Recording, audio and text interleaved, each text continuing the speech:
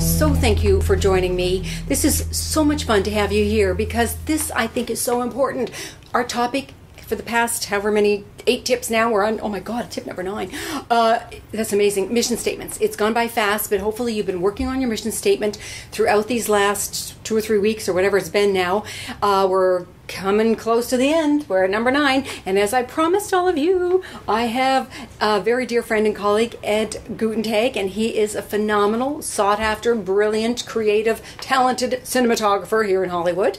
And he's given up his time today to come over, and I'm just thrilled and honored that Ed is with us here. And we're going to talk today, Ed, the theme for today, or kind of zeroing in on this topic of mission statements that we've been working on, is on using positive language. Because what I notice a lot of the time, especially when I'm teaching this in the Flash Forward courses, is people are so trying to apologize for the way they've been. It's not about apologizing for the way you've been. It's not like I hear people will say, you know, in their mission statement, I'm not going to be late anymore. I'm someone committed to being on time. No, forget the first part. Just the second part. I am someone committed to being on time all the time or whatever. It's not about apologizing for anything. It's not about fixing. So we want to use positive language. So I want to hand it over to Ed now and get his take on how mission statements, how designing and creating and finessing over time his mission statement has impacted his career and his life in this industry. So let's just hear from you, Ed, and I'm so excited. Go ahead. Thank you. Thanks for having me, Suzanne. I thought it was going to be really hard to write this at first because I never thought about having a personal mission statement. Right. I always thought that was something that a corporation had. Exactly. You know, that, and I was used to reading those. Yeah. And it wasn't until I actually learned from going to Flash Forward that I am a corporation. And even though I might be the sole employee of that corporation, I can still have a mission statement. You're it. So I thought it was going to be really hard to write. And instead of procrastinating it, which I've perfected that really well. So I'm done with procrastination. I wrote it really quickly, actually. And did you really? Yeah, Cool. I wrote it pretty quickly. That's cool, because sometimes it's kind of a grueling experience for people, and other times when we get to touch that core value of ourselves, it just comes right out. So very cool. That's why I wanted to, I sort of wanted to get approval, quote unquote. Yeah, sure. Well, it's good to chat with people about it. But I just thought about how I actually am on the set. Oh, brilliant. And the way I work. That's great. And what I came up with, and because I've never written a mission statement, I don't have it memorized quite yet. No, and we don't need to memorize it. That's the other thing. You don't have to memorize it, not ever. It's for writing down. It's for putting in, on your wall in your office or in your bedroom or, close by. Yeah. That's great. Okay, go ahead. And so with your help, I came up with... Thank you. Intensely collaborative, fun, passionate storyteller. Oh, I like that. Oh, say that again. Keep going. Intensely collaborative and fun and passionate storyteller. Nice. With the heart and mind of an entrepreneur and the head of an economist. Oh, that's good. Because it's very important to me as the cinematographer, because you're in a management position. Yeah. So I feel responsible to not only do my job right, obviously that's a given, but that I have a lot of people that depend on that. Yeah. But it's also very important, because of the hours we put in, that you have fun, because it makes the day go quicker. Very good. If you have a few chuckles in there, you're allowed to laugh, as long as you're not rolling sound. You're allowed to enjoy what you do. It doesn't have to be painful. Yeah. And so that's where the fun came in. And I love that. And I took the word intensity because I didn't want that to be a negative, like you talked about, because I am a very intense person, but the intensity is maybe it's more of a focus. Got it. Yes, but I call it an intensity. I like it. Because you're really you want to be dialed in. Yeah. And you're being collaborative with many other people. I bet. And then not only with the director, but with the producer. Because if the producer comes to you and says, those lights you got are really expensive, do you really need them? And you have to be able to justify that. So that's why I think my mission statement, I hope, describes who I am. Because I want people to know that I am an artist, I am a storyteller, but I'm also not wasteful, without having to say, I'm not going to be wasteful anymore. Got it. I hear you. Yeah. Not the followed negative part. Exactly. I followed your I followed the directions, because I could have said, I'm intense but not crazy. Yeah. Or right. I can spend a lot of money, but there's a point to it, Right. Yeah, exactly.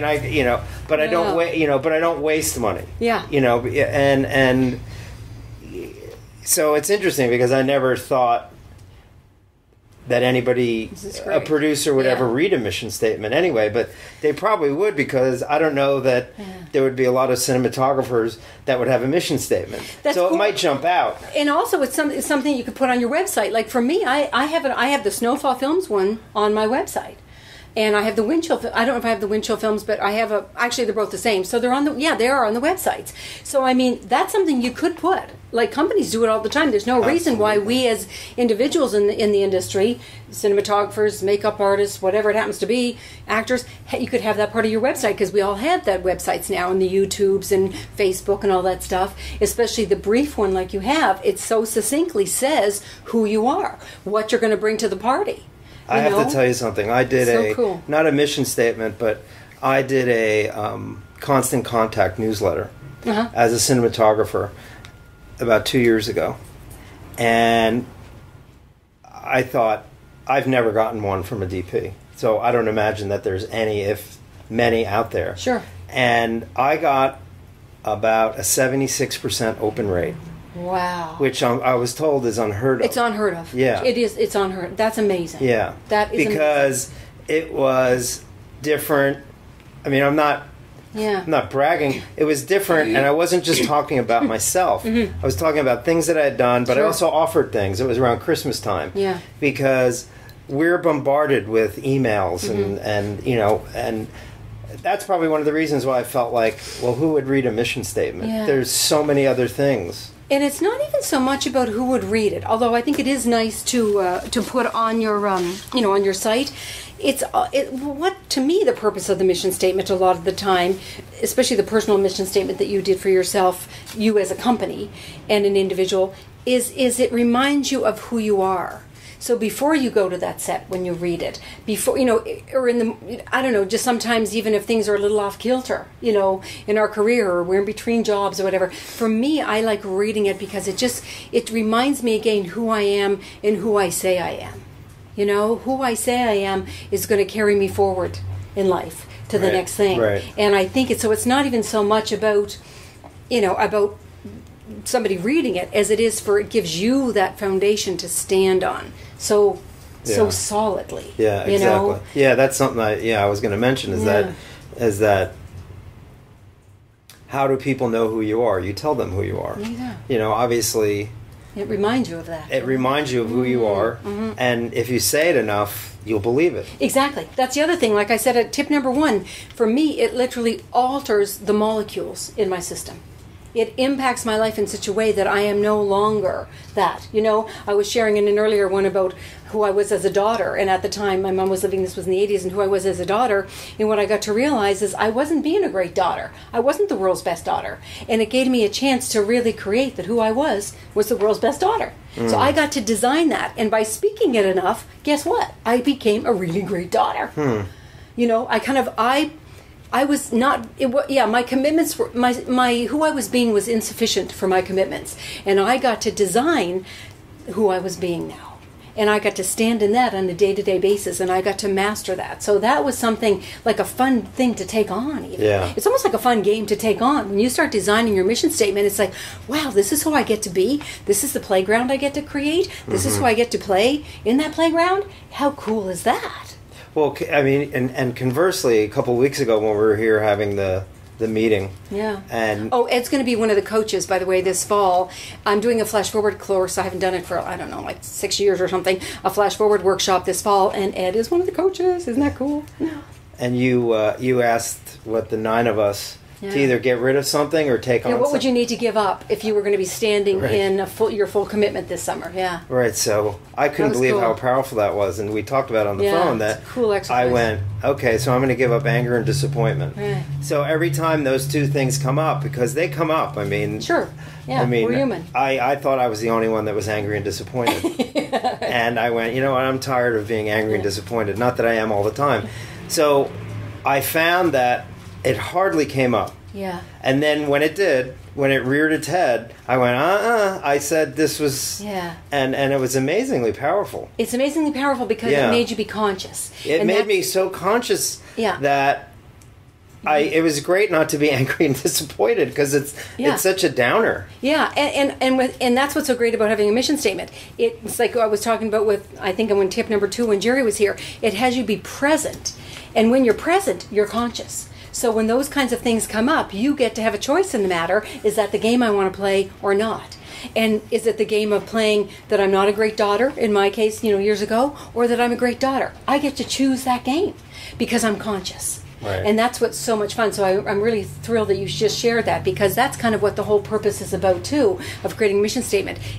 By standing for someone that is probably so much bigger than who you think you are when you write that stuff down, it has you raise the bar for yourself. And in raising the bar, you just become more conscious to life, more on purpose to life, more present in life. And you don't get to put up with all that crazy stuff that that we put up with most of the time, the day-to-day grind of life. Like you said, the angry, the depressed. It's not okay anymore because who you are is so much bigger than who you were before you wrote it. And I think it's fantastic. And I think it's even more important now with the way the economy is because it's real easy to get angry, disappointed, frustrated. Sure.